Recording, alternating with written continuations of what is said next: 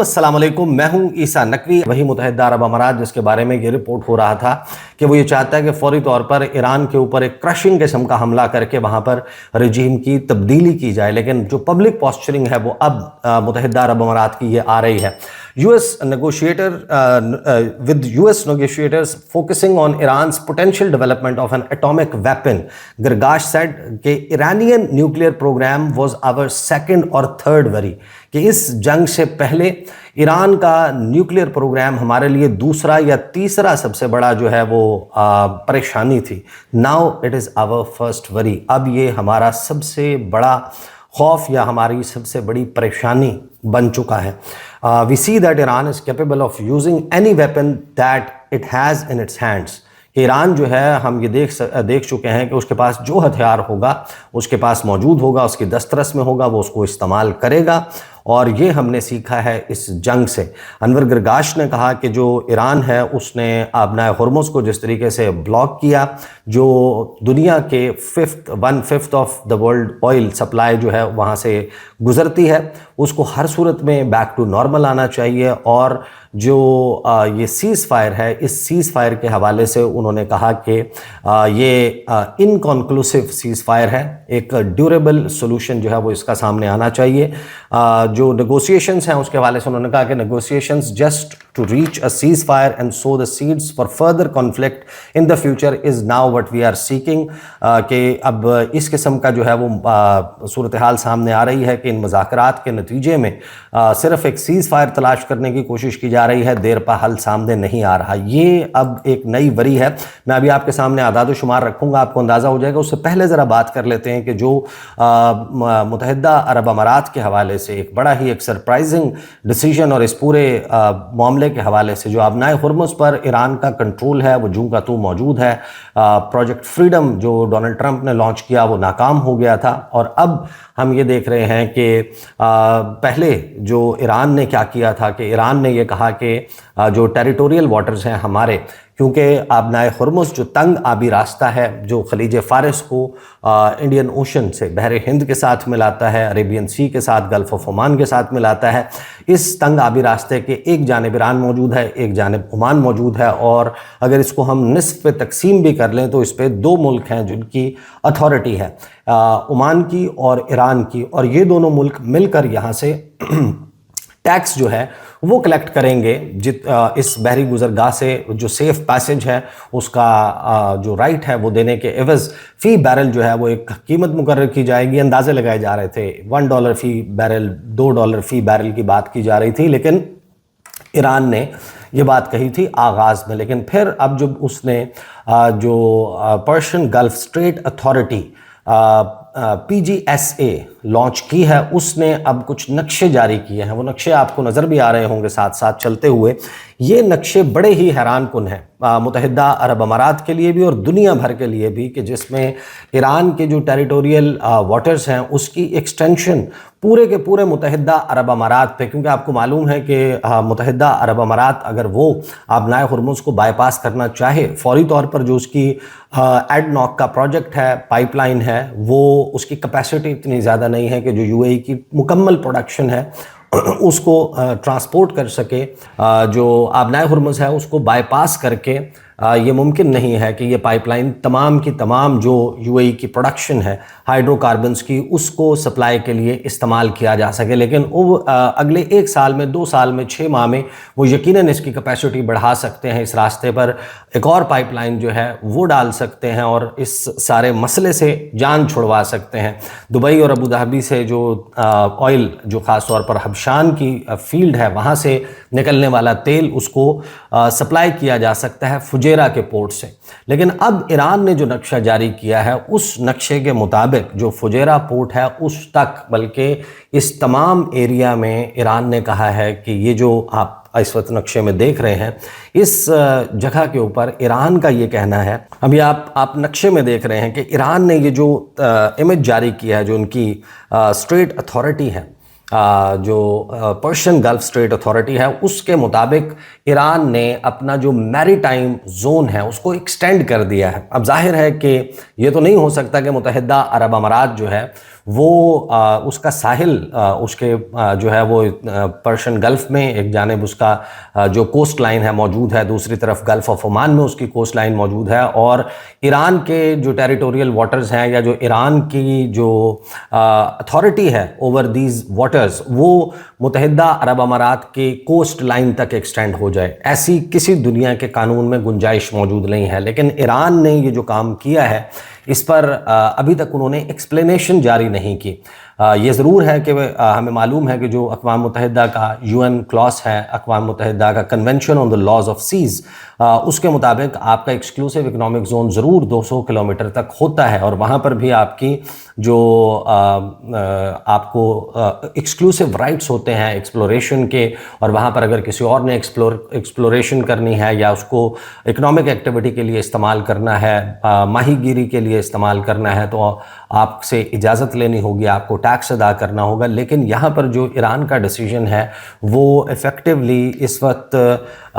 جو ہے وہ متحدہ عرب امارات کے لیے بڑا ہی شاکنگ ہے۔ اب کیا ایران اس کو منوانے میں بھی کامیاب ہو جائے گا؟ انہوں نے یہ نہیں کہا کہ یہ ہمارے جو ہے وہ ٹیریٹوریل واٹرز ہیں، لیکن ان کے جو کہنے کا مقصد ہے، جو وہ بات کر رہے ہیں، وہ یہ کہ اس علاقے سے گزرنے والا ہر کمرشل ویسل بھی ہماری فوج کے ساتھ، پاسداران انقلاب کی بحریہ کے ساتھ کوارڈینیٹ کرے گا۔ اگرچہ ابھی یہ طے نہیں ہے، یہ انہوں نے اناؤنس نہیں کیا کہ ہم ان سے فیس بھی وصول کریں گے، لیکن یہ اب ایک نقشہ جو ہے وہ سامنے آ رہا ہے، جس کا مطلب یہ ہے کہ ایران اپنے ہر سٹیپ کے ساتھ متحدہ عرب امارات کے ساتھ دشمنی کو اگلے لیول پر بھی لے کر جا رہا ہے، اور متحدہ عرب امارات کے حوالے سے اس کے اپنی چارج شیٹ کیا ہے، وہ کیوں یہ سمجھتا ہے کہ متحدہ عرب امارات کے ساتھ ہم یہ سب کچھ کریں گے لیکن عمان کے ساتھ نہیں کریں گے۔ وہ ہم متعدد ویڈیوز میں بات کر چکے ہیں کہ کس طریقے سے جو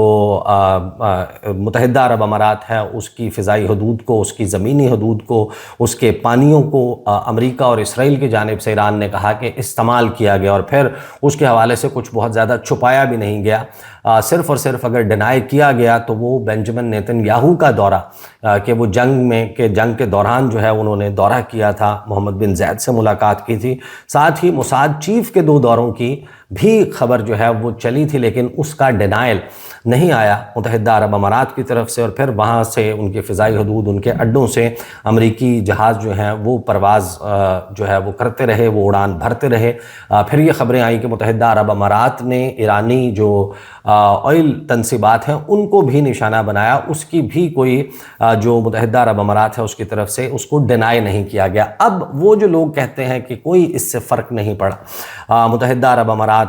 بالکل بزنس ایز یوزول ہے، سب کچھ نارمل چل رہا ہے۔ میں آپ کو ابھی بتاتا ہوں کہ یہ جو ایک میرے سامنے ٹویٹر ہینڈل موجود ہے، حسین الکمزی، ان کا جو بایو ہے اس کے مطابق یہ اکانومسٹ ہیں، یہ بزنس مین ہیں، یہ فارمر CEO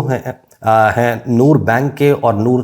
تکافل کے، اور ان کے مطابق، ان کی بایو کے مطابق one of the founders of the Dubai international financial centre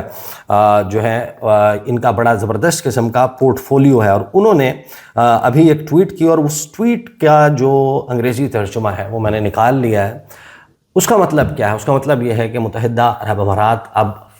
frustration کا شکار ہو چکا ہے، اور فائر فائٹنگ شروع کر دی گئی ہے اپنے ڈوبتی ہوئی معیشت، ڈولتی ہوئی معیشت اور لوگوں کا اعتماد، اپنی ہوٹلنگ انڈسٹری جو ہے اس کو بچانے کے لیے اور ٹورزم انڈسٹری کو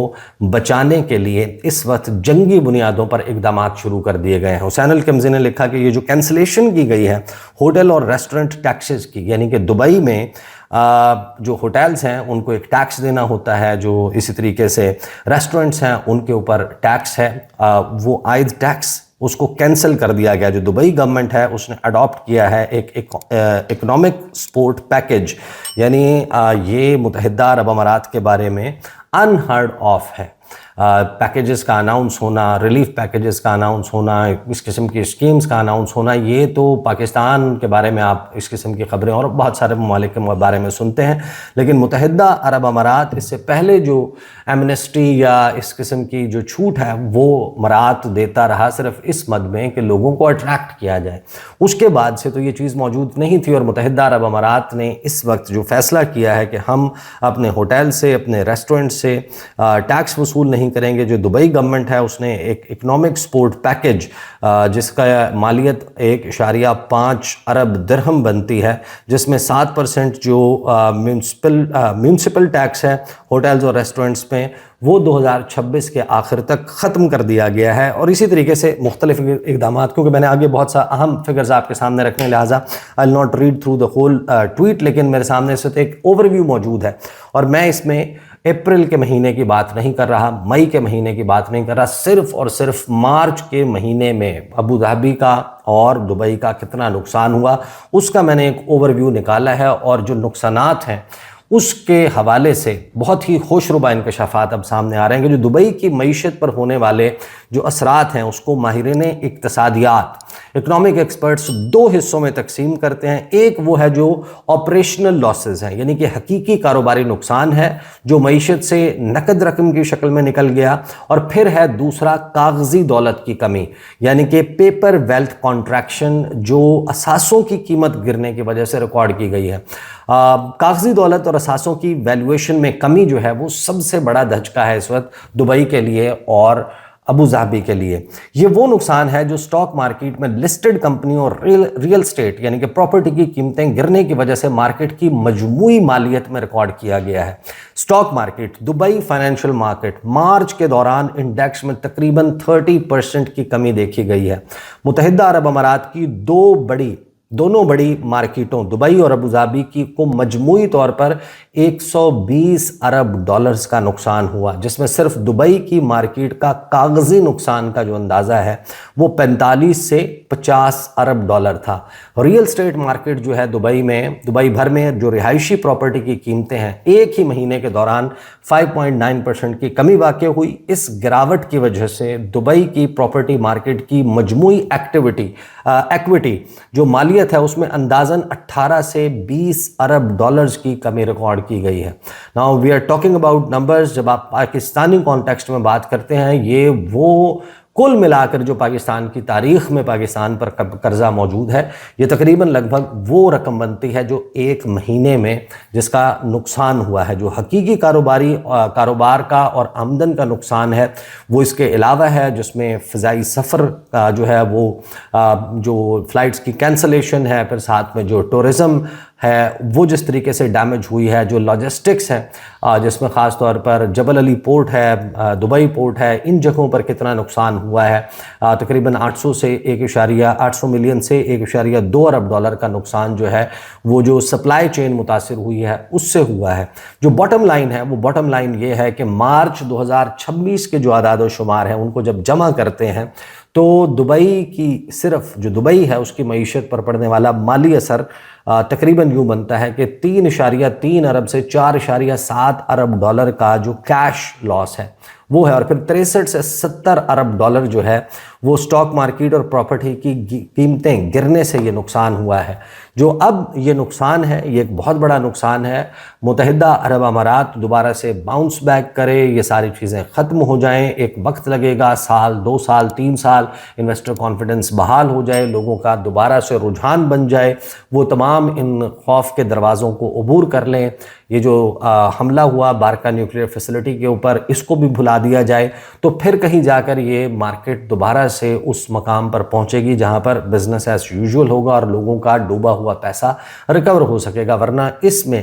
ساری صورتحال میں انڈر ڈیوریس اور اس پریشر میں اونے پونے جو ہے وہ چیزیں بیچی جائیں گی. اور ایک مرتبہ اگر پینک کا شکار ہو جائے market, I am not an economic expert, لیکن جو اس وقت ہم چیزیں اپنے سامنے پڑھ رہے ہیں، دیکھ رہے ہیں، مشاہدہ کر رہے ہیں، لوگوں کی گفتگو اس پر سن رہے ہیں، اس کا مطلب یہی ہے کہ ایک ایسی جنگ، نظر نہ آنے والی جنگ، اس نے اب متحدہ عرب امارات پہ، دبئی پہ، ابو ظہبی پہ خوف کے دروازے کھول دیے ہیں. اور وہ امیج جو